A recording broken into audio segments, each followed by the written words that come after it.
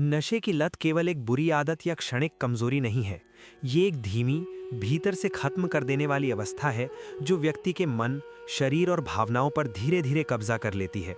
जो शुरुआत में जिज्ञासा, सामाजिक प्रयोग या भावनात्मक दर्द से बचने की कोशिश के रूप में शुरू होता है, वो धीरे धीरे इतनी गहरी निर्भरता में बदल जाता है कि व्यक्ति अपने ही फैसलों पर नियंत्रण खो देता है।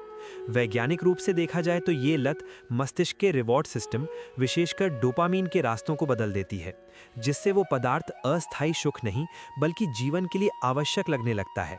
समय के साथ व्यक्ति नशा पाने के लिए नहीं बल्कि उसके बिना होने वाली खालीपन और बेचैनी से बचने के लिए इसका सहारा लेने लगता है। यही बात इसे सबसे खतरनाक बनाती है। ये राहत का भ्रम देती है, जबकि अंदर ही अंदर अपनी पकड़ मजबूत करती जाती है। नशे की लत के पीछे के कारण कभी भी सरल या एक जैसे नहीं होते। कई बार ये गहरे भावनात्मक दर्द, अधूरे आघात या उस अकेलेपन में जड़ें जमाती है जिसे व्यक्ति व्यक्त या समझ नहीं पाता। चिंता, अवसाद या पहचान से जुड़ी उलझनें जैसे मानसिक संघर्ष अक्सर व्यक्ति को इससे बचने के लिए नशे की ओर ढकेलते हैं। ऐसे माहौल में जहां लगातार दबाव हो, चाहे वो परिवार की अपेक्षाएं हों, समाज के मानदंड हो या पेशेवर जिम्मेदारियां, मन किसी राहत की तलाश करता है और नशा एक आसान रास्ता प्रतीत होता है। कुछ लोगों के लिए गलत संगत या शुरुआती संपर्क इसका कारण बनता है, तो कुछ के लिए ये भीतर के दर्द को शून्य करने की एक मजबूरी बन जाता है। ये समझना जरूरी है कि नशा अक्सर आनंद के लिए नहीं बल्कि उस दर्द के कारण होता है जिसे कोई और रास्ता नहीं मिल पाता। नशे पर होने वाली चर्चाओं में अक्सर एक पहलू अनदेखा रह जाता है। परिवारों, विशेषकर माता पिता का मौन संघर्ष। उनके लिए ये केवल देखने की बात नहीं होती बल्कि हर दिन जीने की एक पीड़ा बन जाती है। अपने बच्चे को धीरे धीरे बदलते हुए, एक अनजान व्यक्ति में बदलते हुए देखना, उसके जीवन की सुरक्षा को लेकर हर समय डर और असहायता महसूस करना, ये सब एक ऐसा भावनात्मक बोझ बन जाता है जिसे शब्दों में बयां करना कठिन है। माता पिता अक्सर खुद को दोष देते हैं, अपनी परवरिश और फैसलों पर सवाल उठाते हैं कि आखिर कहाँ गलती हो गई। उनका जीवन उम्मीद और निराशा के बीच झूलता रहता है, जहां वो बार बार सुधार की कोशिश करते हैं लेकिन असफलताओं का सामना करते हैं। एक तरह से वो धीरे धीरे अपने बच्चे को खोते हुए महसूस करते हैं, हमेशा जीवन से नहीं बल्कि उसके असली व्यक्तित्व से। ये पीड़ा और भी गहरी तब होती है जब नशा ऐसे घरों में होता है जहां बच्चे भी होते हैं। ऐसे बच्चे अस्थिरता, अनिश्चितता और भावनात्मक उपेक्षा के माहौल में बड़े होते हैं। जहां उन्हें एक सुरक्षित और स्नेहपूर्ण बचपन मिलना चाहिए, वहां वो डर, उलझन और कई बार संघर्ष या हिंसा का सामना करते हैं। ये अनुभव उनके मन पर गहरी छाप छोड़ते हैं और उनके रिश्तों और जीवन को देखने के नज़रिए को प्रभावित करते हैं। कई बच्चे इस आघात को अपने साथ बड़े होने तक लेकर चलते हैं और आगे चलकर आत्मविश्वास, विश्वास और भावनात्मक स्थिरता से जुड़ी समस्याओं का सामना करते हैं। कई बार ये चक्र दुखद रूप से दोहराया भी जाता है, जब अनसुलझा दर्द फिर से उसी दिशा में ले जाता है। मूल रूप से नशे की लत केवल एक सामाजिक समस्या या व्यक्तिगत कमजोरी नहीं है। ये एक जटिल मानवीय स्थिति है जो दर्द, संवेदनशीलता और टूटे हुए संबंधों से उत्पन्न होती है। लेकिन जागरूकता, समय पर सहयोग और सच्ची सहानुभूति के माध्यम से इसे पहचाना जा सकता है, समझा जा सकता है और कई मामलों में इसे समय रहते रोका भी जा सकता है। संजय दत्त का जीवन भी इस सच्चाई का एक गहरा और भावनात्मक उदाहरण प्रस्तुत करता है। उनका जन्म 29 जुलाई 1959 को भारत में हुआ था। वे प्रसिद्ध अभिनेता सुनील दत्त और अभिनेत्री नरगिस के पुत्र थे। बाहरी रूप से उनका जीवन एक समृद्ध और प्रतिष्ठित परिवार में शुरू हुआ, लेकिन कम उम्र में ही उनकी मां के निधन ने उन्हें भीतर से गहराई तक झकझोर दिया। ये घटना उनके जीवन का एक ऐसा मोड़ बनी जिसने उनके भीतर अकेलेपन और भावनात्मक अस्थिरता को जन्म दिया।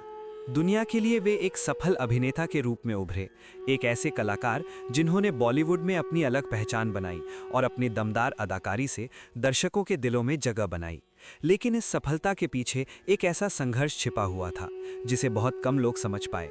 प्रसिद्धि, दबाव और व्यक्तिगत हानि ने उन्हें मानसिक रूप से कमजोर कर दिया और इसी दौर में उन्होंने नशे का सहारा लिया।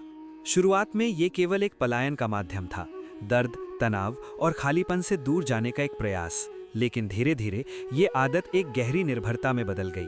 उनका जीवन इस कठोर सच्चाई को दर्शाता है कि नशा कभी समाधान नहीं होता, बल्कि एक ऐसी जंजीर बन जाता है जो व्यक्ति को और अधिक जकड़ लेती है। इस संघर्ष के दौरान उन्होंने पुनर्वास यानी रिहैबिलिटेशन का रास्ता भी अपनाया और कई बार गिरकर फिर से उठने की कोशिश की। उनका जीवन केवल नशे तक ही सीमित संघर्ष नहीं रहा, वे कानूनी मामलों और जेल की सजा जैसे कठिन दौर से भी गुजरे। 1993 बॉम्बे बॉम्बिंग से जुड़े मामले में उन्हें सजा हुई, जिसने उनके जीवन को एक और कठिन परीक्षा में डाल दिया। ये समय उनके लिए आत्मचिंतन और परिवर्तन का काल बना। फिर भी इन सभी उतार चढ़ावों के बीच उन्होंने अपने जीवन को दोबारा संवारने का प्रयास किया। उनका सफर हमें ये सिखाता है कि चाहे परिस्थितियां कितनी भी कठिन क्यों ना हो, इंसान में वापस उठ खड़े होने की क्षमता होती है। संजय दत्त का जीवन हमें ये सोचने पर मजबूर करता है कि बाहरी सफलता और प्रसिद्धि के पीछे छिपे व्यक्तिगत संघर्षों को समझना कितना जरूरी है।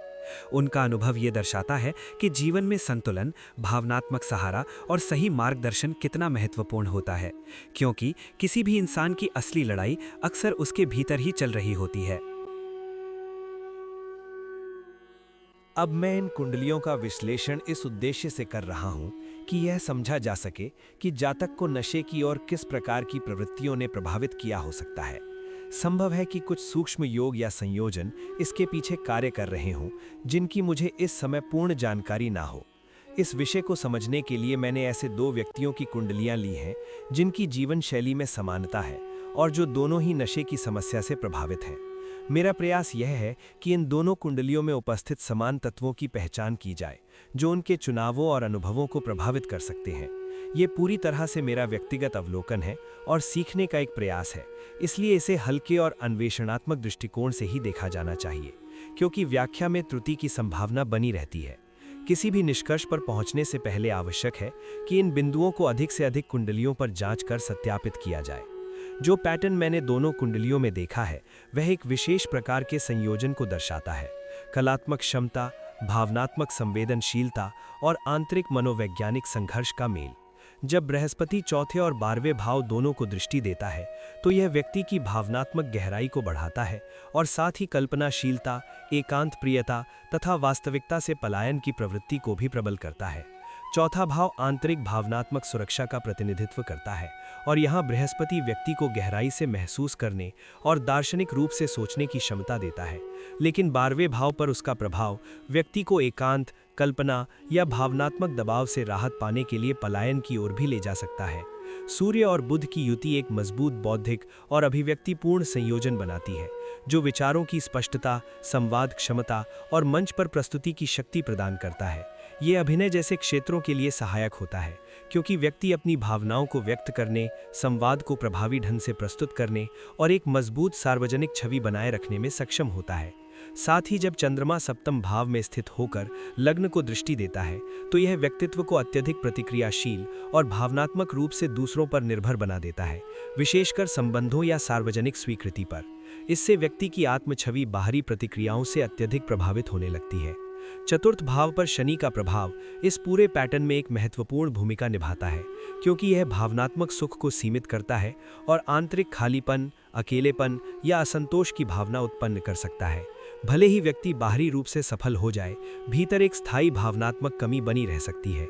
जब यह आंतरिक शून्यता बृहस्पति के 12वें भाव के प्रभाव के साथ मिलती है तो भावनात्मक असुविधा से बचने या उससे राहत पाने की प्रवृत्ति काफ़ी बढ़ जाती है, जो कभी-कभी नशे जैसे अस्वस्थ तरीकों में प्रकट हो सकती है। इस अवलोकन में एक महत्वपूर्ण सूक्ष्मता यह है कि यहाँ जिस दशम भाव की चर्चा की जा रही है वह वास्तव में बृहस्पति से दशम भाव है। किसी भी ग्रह से दशम भाव यह दर्शाता है कि उस ग्रह की ऊर्जा कर्म और बाहरी क्रियाओं में कैसे व्यक्त होती है। जब बृहस्पति से दशम भाव पर सूर्य और बुध का प्रभाव होता है तो यह संकेत देता है कि बृहस्पति के आंतरिक गुण जैसे ज्ञान, भावनात्मक गहराई और दार्शनिक दृष्टि बाहरी दुनिया में संचार, प्रदर्शन और दृश्यता के माध्यम से अभिव्यक्त हो रहे हैं। यह अभिनय जैसे क्षेत्रों की ओर स्पष्ट संकेत देता है जहां आंतरिक अनुभवों को बाहरी अभिव्यक्ति में परिवर्तित किया जाता है। अंत में दशम भाव में स्थित शुक्र कला, मनोरंजन और ग्लैमर से जुड़े करियर को मजबूत समर्थन देता है। शुक्र क्रिएटिविटी, आकर्षण और सौंदर्य की ओर झुकाव प्रदान करता है, जो सार्वजनिक लोकप्रियता और कलात्मक सफलता को बढ़ाता है। लेकिन शुक्र में भोग विलास की नैसर्गिक प्रवृत्ति भी होती है, और जब यह भावनात्मक अस्थिरता और शनि द्वारा उत्पन्न आंतरिक असंतोष और बृहस्पति के 12वें भाव के प्रभाव के साथ मिलती है तो यह इंद्रिय सुखों में अति लिप्तता की ओर ले जा सकती है, जिसमें नशे का प्रयोग भी शामिल हो सकता है। समग्र रूप से यह संयोजन एक द्वंद्वात्मक वास्तविकता को दर्शाता है। एक और प्रसिद्धि, क्रिएटिविटी और सार्वजनिक पहचान की प्रबल संभावनाएं, और दूसरी ओर गहरी भावनात्मक संवेदनशीलता, आंतरिक खालीपन और पलायन की प्रवृत्ति। अक्सर यही विरोधाभास ऐसे व्यक्तियों को जन्म देता है जो बाहर से सफल और अभिव्यक्तिपूर्ण दिखाई देते हैं, लेकिन भीतर स्थिरता खोजने के लिए संघर्ष करते हैं, और कुछ मामलों में यही असंतुलन नशे के रूप में प्रकट हो सकता है। अब मैं इसी विश्लेषण को नवांश D9 कुंडली तक विस्तारित कर रहा हूं, उसी उद्देश्य के साथ, यह समझने के लिए कि क्या कुछ और गहरे सूक्ष्म संयोजन ऐसे हैं जो जातक को किसी विशेष जीवन शैली की ओर प्रभावित कर सकते हैं, जैसे भावनात्मक असंतुलन या पलायन की प्रवृत्ति। पहले की तरह यह पूरी तरह एक अवलोकन और सीखने पर आधारित प्रयास है, जहां मैं समान जीवन अनुभव वाले व्यक्तियों की कुंडलियों में समान पैटर्न की तुलना कर रहा हूं। इसमें पूरी संभावना है कि मेरी समझ अपूर्ण या त्रुटिपूर्ण हो सकती है, इसलिए इसे विनम्र और अन्वेषणात्मक दृष्टिकोण से ही लिया जाना चाहिए। किसी भी निष्कर्ष पर पहुंचने से पहले इन अवलोकनों को अनेक कुंडलियों पर परखना आवश्यक है। इस D9 पैटर्न में 12वें भाव के स्वामी का द्वितीय और नवम भाव के स्वामियों के साथ बार बार संबंध बनना काफी महत्वपूर्ण प्रतीत होता है। 12वां भाव हानि, एकांत, अवचेतन प्रवृत्तियों और पलायन का सूचक है, जबकि द्वितीय भाव आहार, वाणी और मूल्यों से संबंधित है, और नवम भाव विश्वास प्रणाली एवं उच्च मार्गदर्शन का प्रतिनिधित्व करता है। जब 12वें भाव का स्वामी इन दोनों के साथ युति करता है तो यह सूक्ष्म रूप से व्यक्ति के मूल्य और विश्वास प्रणाली को विकृत कर सकता है, विशेषकर तब जब भावनात्मक स्पष्टता का अभाव हो। इससे ऐसी स्थिति बन सकती है जहां पलायन की प्रवृत्ति व्यक्ति के मूल्यों और जीवन दृष्टिकोण के साथ जुड़ जाती है। चतुर्थ भाव के स्वामी का केतु पर दृष्टि डालना और चतुर्थ भाव पर बृहस्पति तथा शनि दोनों की दृष्टि होना एक गहरी मनोवैज्ञानिक परत जोड़ता है। चतुर्थ भाव आंतरिक भावनात्मक सुरक्षा का केंद्र है, और केतु का प्रभाव इस भावनात्मक आधार को अलगाव या विखंडन की ओर ले जाता है। बृहस्पति संवेदनशीलता को बढ़ाता है, जबकि शनि उसे सीमित और बोझिल बनाता है। दोनों मिलकर एक जटिल आंतरिक स्थिति उत्पन्न कर सकते हैं, जहां व्यक्ति गहराई से महसूस करता है, लेकिन साथ ही भावनात्मक भारीपन या खालीपन का अनुभव भी करता है। यह आंतरिक विरोधाभास अशांति का कारण बन सकता है और जातक को बाहरी माध्यमों में राहत खोजने के लिए प्रेरित कर सकता है। षष्ठ और सप्तम भाव के स्वामियों की युति, साथ ही सप्तम भाव के स्वामी का केतु और दशम भाव के स्वामी से संबंध, यह संकेत देता है कि संबंधों और दूसरों के साथ बातचीत में संघर्ष, असंतुलन या अलगाव के तत्व मौजूद हो सकते हैं। षष्ठ भाव संघर्ष और असंतुलन को दर्शाता है, जबकि केतु अलगाव का संकेत देता है। इससे निकट संबंधों में असंतोष उत्पन्न हो सकता है, जो पुनः भावनात्मक अस्थिरता को बढ़ाता है और व्यक्ति को बाहरी सहारा या समाधान खोजने की ओर ले जाता है। षष्ठ भाव में स्थित बुध और उस पर बृहस्पति की दृष्टि एक सक्रिय मस्तिष्क को दर्शाती है, जो अत्यधिक विश्लेषण, चिंता या मानसिक तनाव की ओर झुक सकता है। बुध से एकादश भाव पर बृहस्पति और शनि दोनों का प्रभाव ये दर्शाता है कि लाभ, इच्छाएं और मानसिक पैटर्न विस्तार और संकुचन दोनों के प्रभाव में रहते हैं, जिससे आशा और निराशा के बीच उतार चढ़ाव बना रहता है।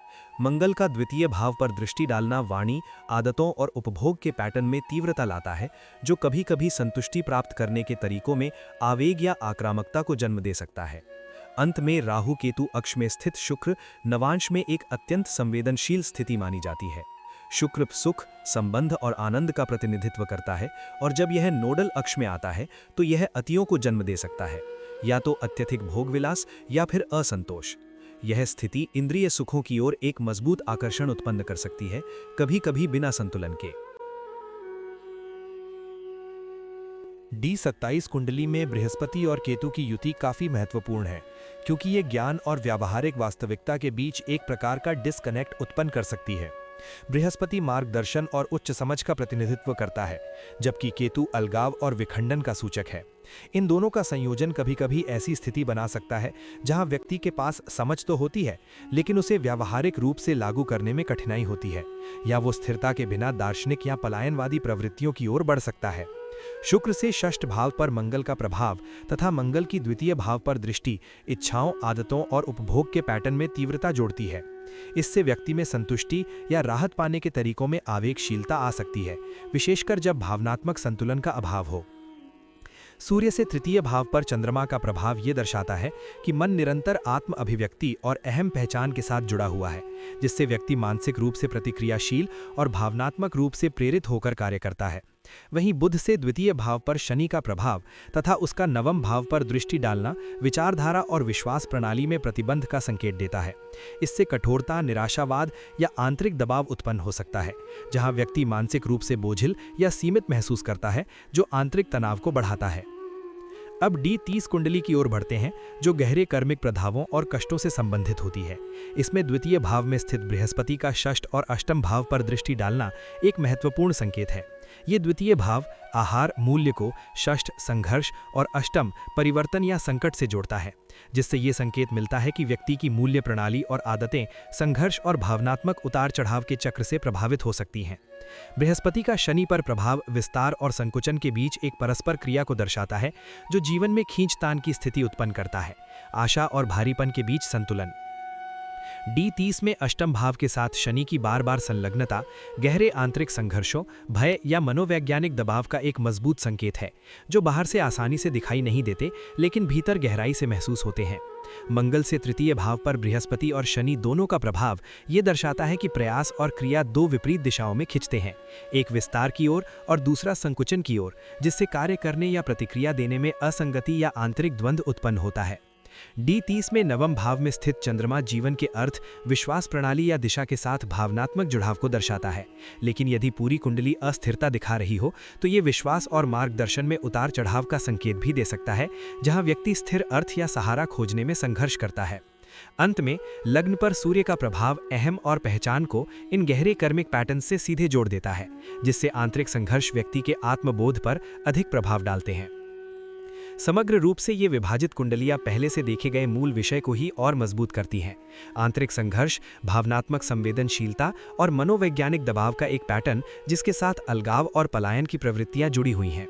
जहां एक ओर बुद्धिमत्ता, जागरूकता और दार्शनिक गहराई की उपस्थिति है, वहीं दूसरी ओर आंतरिक असंतुलन और अशांति के भी स्पष्ट संकेत मिलते हैं।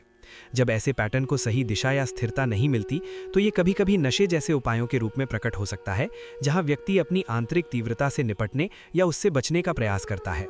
जब हम सभी पैटर्न को एक साथ देखते हैं, तो तकनीकी विश्लेषण और संयोजनों से परे एक गहरी मानवीय कहानी सामने आती है।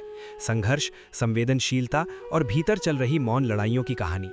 ये सोचकर ही मन भारी हो जाता है कि कोई व्यक्ति अपने जीवन में इतने तीव्र उतार चढ़ाव से गुजर रहा होता है, अक्सर बिना उस स्थिरता या सहारे की जिसकी उसे वास्तव में आवश्यकता होती है।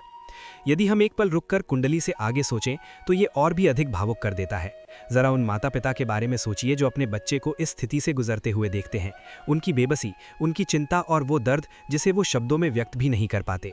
और दूसरी ओर वो व्यक्ति स्वयं, जो शायद अपनी ही भावनाओं से जूझ रहा होता है, समझ नहीं पा रहा कि वो किस दौर से गुजर रहा है और भीतर के संघर्ष और बाहर की अपेक्षाओं के बीच फंसा हुआ है। दोनों ही पक्षों का ये अनुभव अत्यंत कठिन और पीड़ादायक होता है। शायद इसी कारण हमारे पूर्वजों ने जीवन में संतुलन पर इतना जोर दिया है। उन्होंने ये समझा था कि किसी भी चीज़ की अति, चाहे वो भावनाओं की हो, इच्छाओं की, सफलता की या दुख की, जीवन के स्वाभाविक संतुलन को बिगाड़ देती है। उनकी शिक्षाएं हमें ये याद दिलाती हैं कि संतुलन, संयम और सजगता केवल आदर्श नहीं, बल्कि एक शांत और संतुलित जीवन के लिए आवश्यक है। अंत में इस पूरे विश्लेषण से जो सबसे महत्वपूर्ण बात निकल कर आती है, वो है संवेदनशीलता और सहानुभूति। हर कुंडली केवल ग्रहों का समूह नहीं होती, बल्कि एक जीता जागता जीवन होती है, जिसमें वास्तविक भावनाएं, संघर्ष और उनके परिणाम जुड़े होते हैं। और शायद इस पूरे अध्ययन का सबसे बड़ा सबक यही है कि हम केवल संयोजनों को समझने तक सीमित ना रहें, बल्कि दूसरों के प्रति और उनके अनदेखे संघर्षों के प्रति करुणा भी विकसित करें।